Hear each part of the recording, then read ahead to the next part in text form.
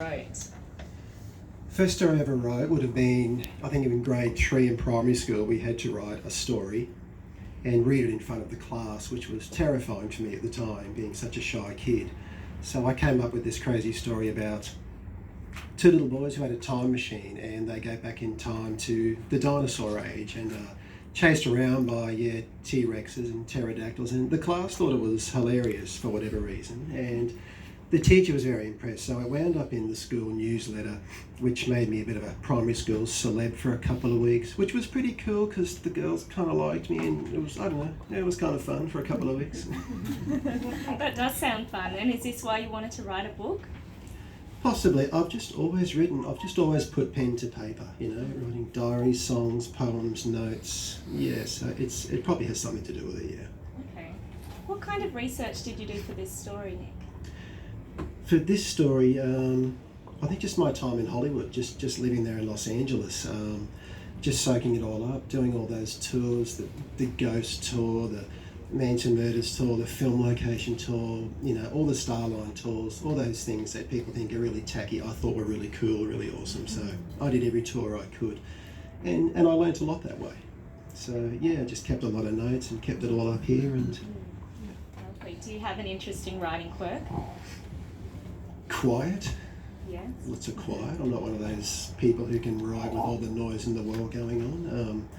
Probably quiet, lots of coffee. Love my coffee. And maybe some sweets, chocolates and things, yeah.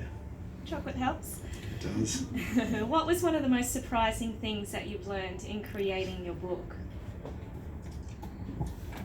Just what's involved. Just, you read all those years for pleasure, whoever you read, Stephen King, whoever.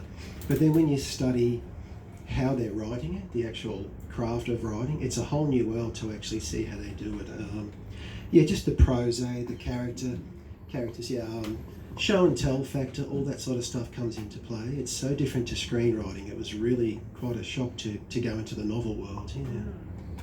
What about any secrets? Are there any secrets in the book that maybe only you know, or maybe some of your friends might pick up? Not like Da Vinci Code, cool, no. There's no mystery that leads you to a pot of gold in the Hollywood Hills, no.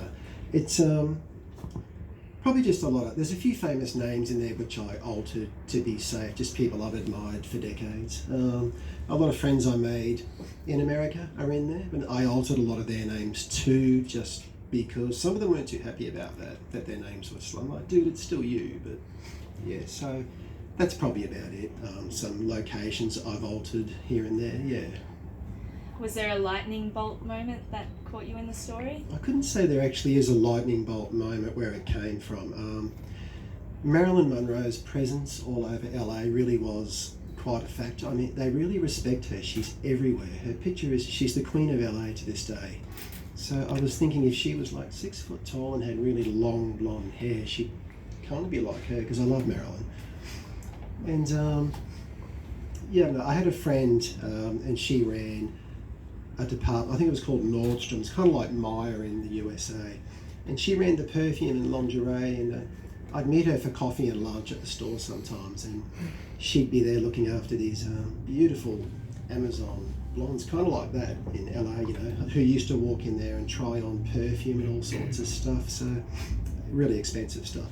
So yeah, she kind of came from that sort of thing, yeah. Okay. Did you learn much about writing along the way? Oh, yeah.